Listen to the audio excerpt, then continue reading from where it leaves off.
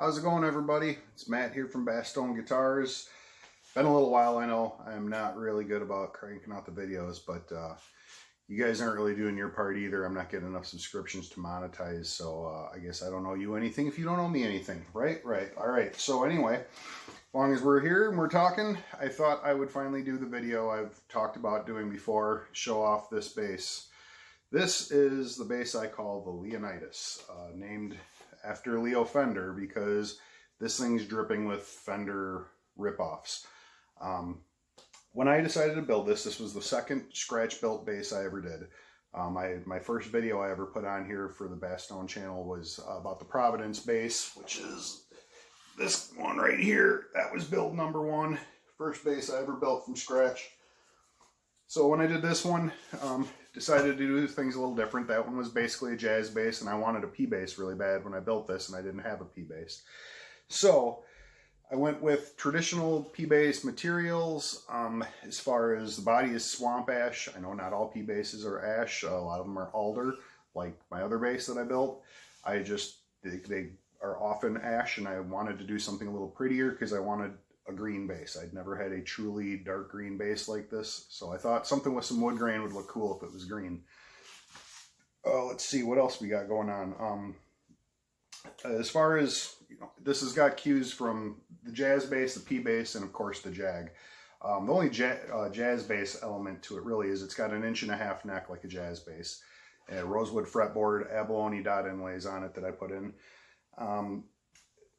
In hindsight, I wish I'd have made it with a big wide neck, because now I like the big wide P bass necks. It would have been cooler for my own tastes, but this is a really comfortable neck to play. Flat sawn maple neck, fretboard, I think I already said, rosewood. The pickups are Pure Vintage 63, I think they're called. Yeah, that's Pure Vintage 63's Fender pickups. They are my favorite sounding P bass pickups ever. I'd love to put them in all my P basses, but they're expensive, and the pickups that are in my P basses are perfectly adequate. They sound great. So I like having some different tones a little bit. Hardware-wise, this is a Hipshot A-style bridge that I've had for a long time. I've had it on a couple different basses, and it's the most expensive bridge I've ever bought. It's like a $120 bridge or something ridiculous, but I've had it forever, so I figured I'd put it on this. The pickguard, this is a really good-looking piece of tort that I got.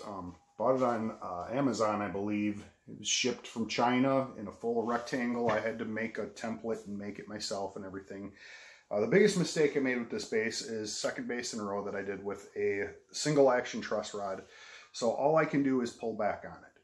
I can't add relief. Usually you don't really need to, but this particular neck is extremely straight, and it almost biases back if anything. So the truss rod's like completely loose in this, and the neck is so straight I wish I could put a little bit more relief in it. So, live and learn. Next basses, I've got 2 of them in progress right now that both have 2-way truss rods. It's a new thing I'm going to do from here on out, I think. Just makes sense. It's worth the extra 15 bucks, whatever it is. Tuners are Goto, just standard. The string tree came from Warmouth. The nut is a piece of bone, hand-cut, hand-shaped bone nut, like I did on my last one. I like it because it's like $3 for a piece of bone that you can make a nut out of. So, what else? I think that's about it to tell you on this one. It's got the neck grommets for the, 4-bolt neck. I didn't give it tons of upper fret access, but I don't really need to. It's 21 fret. Fender makes 20 mostly. I like 21 because it makes sense to me to have one more high E here. Go from here to here, same note. So they cut you off one short on a Fender, which isn't really a problem, but it's just one of the things gets under my OCD skin. So I guess there's nothing to do but play it for you now. And of course, as usual, I didn't think anything I should play, so I'm just going to noodle around a little bit. Strings are a little beat on it. I should have put new strings on it. You'll also notice that, like I was saying about not being able to put relief in the fretboard, it's not the cleanest as far as fret buzz goes. There's a little bit of buzz in the lower register, but in a mix with a band with an amp cranked up, you don't really hear it. So it's perfectly acceptable, but again, I wouldn't want to sell it like that. I'm trying to improve my necks before I ever consider selling one. But it sounds and plays fantastic. So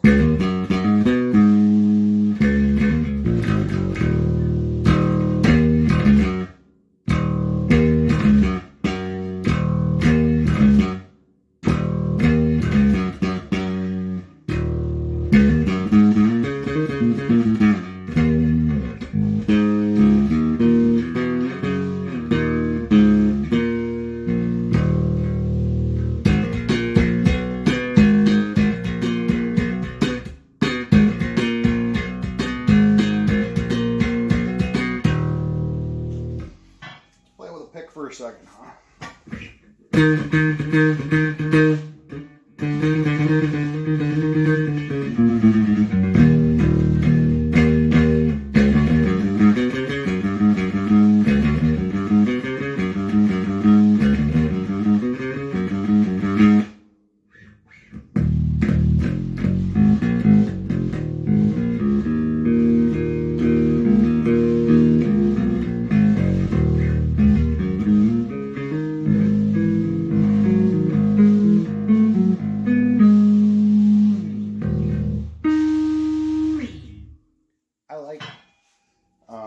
Roll off the tone about halfway here.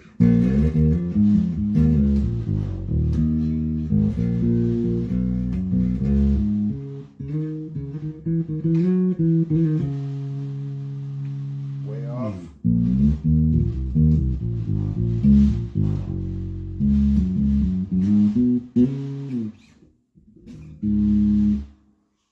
You know, I just realized I did something super irritating, but I've been talking too long to start over. The rattles on my wife's snare drum are buzzing over there, and I didn't notice until now. So sorry about that. Let's kill that. All right. Now you have to listen to me play for another couple of seconds.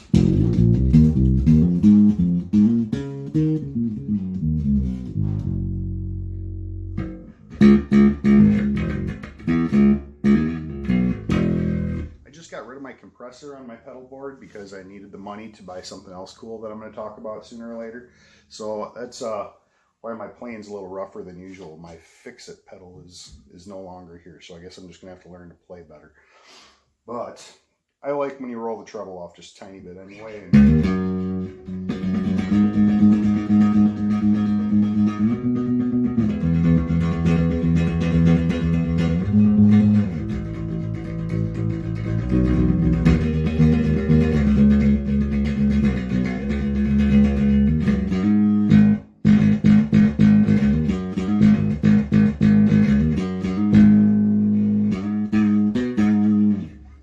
That's the Leonidas Bass. Oh, I suppose I should talk about the finish a little bit too. This is Stumac green that I mixed with denatured alcohol, stained the wood, and then tongue oiled it, and then I used Renaissance wax on it. I'm already getting a little thin spot in the finish here. It's starting to wear thin for my arm on here all the time.